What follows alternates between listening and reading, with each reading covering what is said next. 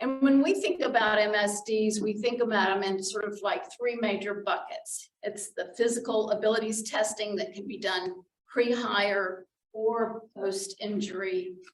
Then job analysis and ergonomic assessment and training are kind of the second bucket. And then the third thing is work site or near site rehab or early intervention programs. So that's kind of the three general areas I'm going to be talking about today. And, you know, one of the things that we find when we're helping organizations develop programs, injury prevention programs, is that the job analysis is really sort of the foundation of all the injury prevention programs that we do. And I'm just curious, with your organizations, how many of you feel like you have job descriptions that really give a good detail of the physical abilities of the work? You know, and you're not alone. I mean, you know, if an organization tells us, oh, we've got job analyses on all our jobs, you know, we've got job descriptions, you know, we pick it up and there's usually very little about the physical requirements of the job. So that's why we really believe that doing this good job analysis where you're actually going in and observing or videotaping, taking measurements of forces, heights, distances, is extremely important. And it can be used if you want to develop a physical abilities test, if you're making return to work decisions, how do you decide if somebody can go back given their restrictions if you really don't know the physical requirements of the job? And then the videos can be repurposed for some of the other programs I'm going to talk about. So I just think that that's an important beginning of setting a foundation for all your other injury prevention programs.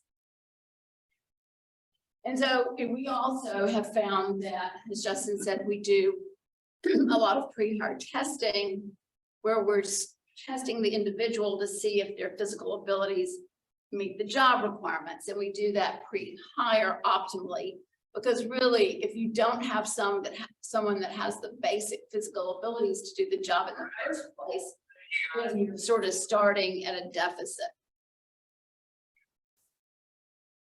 Well, one of the challenges that we've seen evolve since COVID is this whole workforce shortage. How many of you all are experiencing challenges with hiring people? Yep. Yeah. So nobody wants to do a testing program that eliminates applicants. Everyone's so desperate for employees. So one of the things that we've worked with some companies on is called what we refer to as ramp in, or it's also kind of an onboarding process where the company tests everyone, but they hire everyone. And you can test them, you don't have to test them pre-hire, you can test them during the orientation, you can test them during the first week of being on the job. But identifying those whose abilities don't match the job requirements, that identifies your high-risk people. And then putting those folks in what we call a ramp-in program, where what they do is they go into a near-site clinic.